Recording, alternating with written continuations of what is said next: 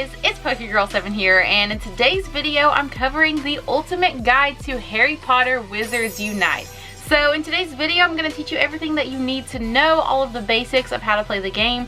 And for those of you who are not aware, Wizards Unite is a new augmented reality game on mobile. It actually just came out today at the time of filming this video, so it's super exciting.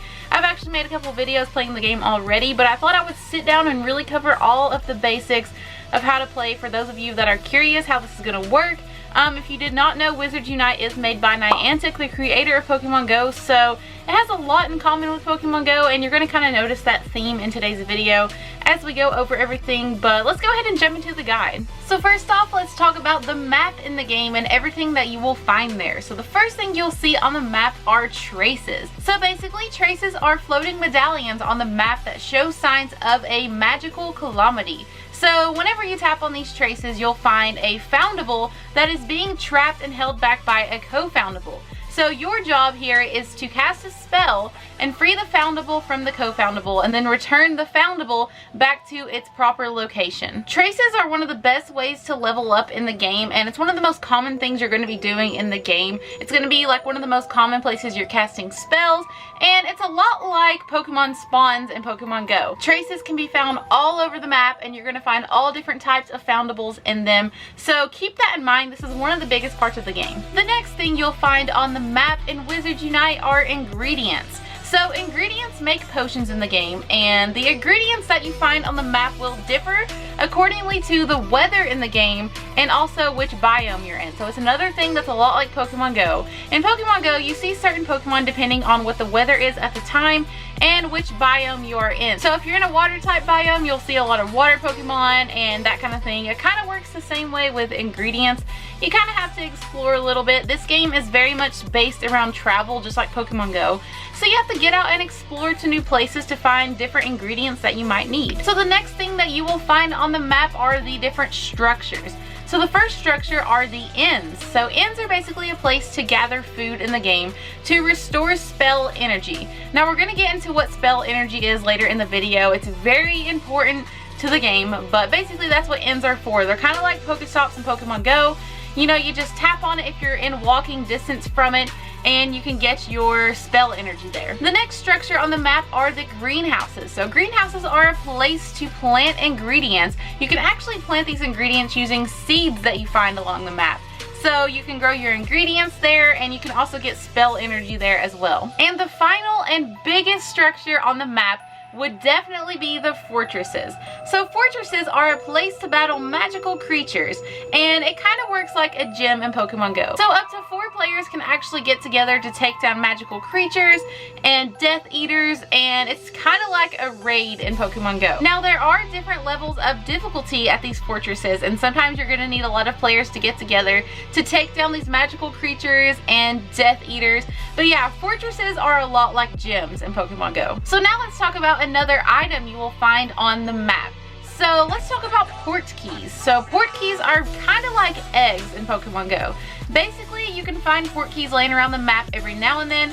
You collect it, and you can actually walk to open these up, and they open up portals to other environments in the game where you can do like exclusive challenges and unlock exclusive items. So basically, there's different port keys in the game. It's kind of like the eggs in Pokemon Go. There's a 2-kilometer port key, a 5-kilometer port key, and a 10-kilometer port key. So you have to walk to get those to open up, but you actually need a key as well. The keys actually work a lot like incubators in Pokemon Go. So you have to have those to open up the port key boxes in the first place, and then you can start walking to get those to open up. Keys can actually be obtained by leveling up in the game, and you can also buy them in the game store, which is what we're going to talk about next. So the currency in the game is just called gold, and you can actually earn it by playing the game in a lot of different ways, and you can also buy it from the shop. So the shop has all kinds of different supplies that you can buy just to make the game a little bit easier for yourself, but you actually do not have to spend any real money in the game to play. Spending money just makes it a little bit easier. Again, like Pokemon Go, you can buy the lucky eggs and incubators and just all of the things that would make the game a little bit easier. It's the same way in Wizards Unite. So in the shop, you can buy those keys we were talking about for the port key boxes, and different things like that, but you can actually play the game completely free. So now let's talk about potions. So potions are made by the ingredients found on the map and the ingredients grown in greenhouses. So potions can be used for various things. For example, Barufio's Brain Elixir gives double XP for 30 minutes, a lot like a Lucky Egg in Pokemon Go. The healing potion will actually heal you in a fortress battle or any battle that you find yourself in. So there's just different potions that can work for different things. And I'm actually going to sit down and make a video about making potions, how to make them, how to get the proper ingredients. That's going to come a little bit later, but as of now, that's kind of all you need to know about the potions. And now let's get to the exciting part, the spells. So you're going to be casting a lot of spells in the game. It's kind of the main part of the game. So let's talk about what spells are used for. In the game, you'll be casting spells to defeat co-foundables, gather food at inns, battling fortresses, and whenever you encounter a dark wizard. So I've actually never encountered a dark wizard yet, but apparently that is something that can happen in the game, and you're going to have to cast a spell to defeat them. To cast a spell, trace the glyph on the screen with your finger. The faster and more accurate, the better the reward. If you mess up, you can try again. So the game is a little bit judgy sometimes. You will mess up your spells at first. At least I know I do sometimes.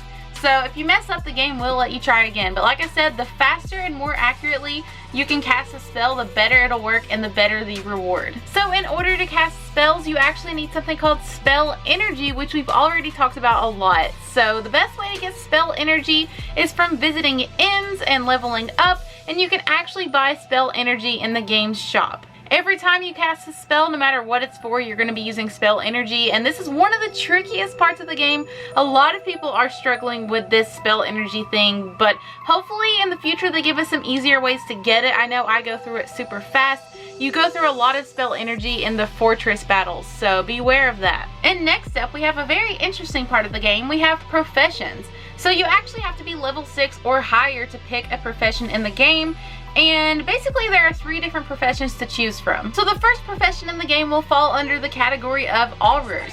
So aurors specialize in combat and fighting the dark arts. The next profession would be the Magizoologists, who specialize in magical beasts and helping others. And then we have the professors, who are a good mix of the other 2 professions. They are very good at combat and very good at teamwork. So basically the profession you choose in the game will determine your skill tree and which challenges you are given, and you can progress your profession by earning tokens from confoundable encounters and also completing challenges. And that is basically all you need to know about Harry Potter Wizards Unite.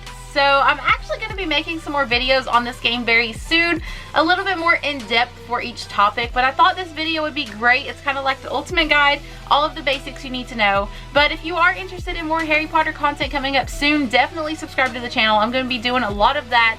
And all of you Pokemon Go people that watch my channel, I promise I'm not done with Pokemon Go. I'm just really excited about this new game, and I want to cover everything while it's still new and fresh, and a lot of people are probably needing help on a lot of these different things. So my Pokemon Go people, stick around. I'm actually making my Go Fest redo video tomorrow, because if you guys didn't know, Pokemon Go Fest was a failure last Saturday, and everybody that had the Saturday tickets gets like a complete redo basically of Go Fest, no matter where they live in the world. So that's going to be amazing. So hang around, Pokemon Go peeps. I promise I haven't abandoned you. But welcome everybody that's here for Harry Potter. Thank you for coming.